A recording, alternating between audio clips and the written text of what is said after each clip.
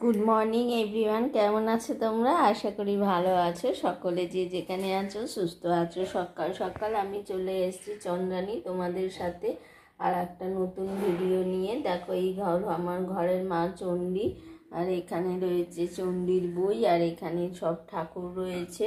হ্যাঁ, রোজকার মতো আজকেও আমার সকালবেলার ঠাকুরের কাজ মোটামুটি কমপ্লিট হয়ে গেছে। ঠাকুরের বাসন মাজা, ফুল তোলা, এগুলো সবই কমপ্লিট হয়ে গেছে। তো চলো তোমরা আমার সাথে থেকো আর দেখতে থাকো সৌমেন ভট্টাচার্যের ডেইলি মর্নিং ব্লগ ভিডিও। আর এখানে দেখো রেখেছি, এখন আমি বসে পড়বো, কিছু আনাজ কাটবো। তো তার জন্য রেখে দিয়েছি চিচিঙ্গে আর আলু। মুসুরির ডাল দিয়ে না, পেঁয়াজ দিয়ে আর চিচিঙ্গে আলু তরকারি করলে খেতে দারুণ লাগে, আর সেটা যদি টক ডাল হয়। তো আজকে এইটাই একটা তরকারি করব, তারপরে যা করব পরে দেখবো। এখানে দেখো ঝিরি করে সুন্দর করে চিচিঙ্গে আলুটা কেটে নিলাম। এরপরে আর কি কাটবো চলো দেখি তোমাদের সাথে। দেখো, বলেছিলাম না যে চিচিঙ্গে তরকারি করছি, চিচিঙ্গে দিয়ে টক ডাল দিয়ে করব। আর দাদা উঠে বললো কি আজকে আর টক ডাল খাবে না। দাদা বলছে এত গরম সে জল ঢালা ভাত খাবে। তো সেই জন্যে দেখো সবার জন্যে আলাদা আলাদা করে জল ঢালা ভাত আর তরকারি। আমি চিচিঙ্গে তরকারি দিয়েই খাবো, পান্তা ভাত। ওর জন্যে দেখো এখানে পেঁয়াজ কুচি করে রেখেছি আর পেঁয়াজ রেখেছি। হ্যাঁ, পেঁয়াজই ভাজবো। আজকে হবে এই দুপুরের মেনু গন্ধলেবু আর লঙ্কা দিয়ে। যা গরম পড়েছে একদম পারা যাচ্ছে না। তা চলো। আর এইদিকে দেখো কাঁচা আমার শেষ হচ্ছে না, এক পোস্ত তুলে ভাজ করে সব নিলাম, কালকে দেখিয়েছিলাম। আবার দেখো এইদিকে আরেক পোস্ত কাঁচা ভিজিয়ে দিলাম আজকের জন্য। এই যে দেখো সুটকেস খালি করে করে সব কাঁচা হচ্ছে, দেখছো? একটা জায়গায় গেলে 2 দিন হোক আর 10 দিন হোক, যা জামা কাপড় পরে সেটা তোমরা তো জানোই, সব মানে কাচতে কাচতে একদম হয়ে যেতে হচ্ছে। শুধু এই ছোট্ট ব্যাগটা দেখো খালি করা হয়নি, এটা খালি করব, এটাকেও কাচতে দেবো। আর হ্যাঁ, আজকে না ভিডিও শেষে তোমাদের জন্য একটা হাসির জিনিস থাকবে, তোমরা অবশ্যই ভিডিওটা শেষ অবধি দেখো।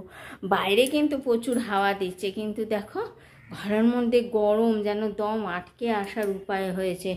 তো চলো আমার সাথে থাকো আর শেষ অবধি ভিডিওটা দেখো, কেননা দেখো ভিডিও শেষে তোমাদের জন্য বললাম না একটা হাসির জিনিস দেখাবো। বাইরে কি রোদ পড়েছে দেখো একবার, শুধু কি রোদ দেখছো, মানে ঝলসে যাওয়ার উপক্রম হয়েছে দেখো। আর এইদিকে দেখো, দাঁড়াও একটু, দাঁড়াও অপেক্ষা করো।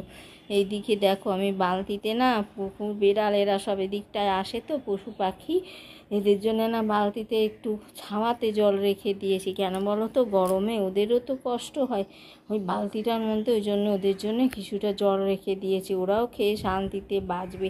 আগের বার কী হয়েছিল জানো না, যখন আমি বলছি দাঁড়াও, এবার কি হয়েছিল জানো, আমি যখন আগের বার বেড়াতে গেছিলাম তখন কি হয়েছিল জানো, আগেরবার বেড়াতে যখন গেছিলাম তখন একটা বিড়াল ছিল। আমি ঘুরে এসে দেখি না, গরমে আগের বার গেছিলাম আমি, ঘুরে এসে দেখি না একটা বিড়াল এখানে মানে জলের অভাবে এখানে আধমরা হয়ে পড়েছিল। তারপরে এসে আমি জল দিলাম, কিন্তু কিছুতেই আর বিড়ালটাকে বাঁচাতে পারলাম না, সানস্ট্রোক হয়ে গেছিলো ওর। সেই জন্যে এখন আমি ওখানে গরমে জন্যে, এত আজকে গরমটা বেশি পড়েছে না, সেই জন্য ওখানে জলটা রেখেছি যারা ওরা খেতে পায় যাতে।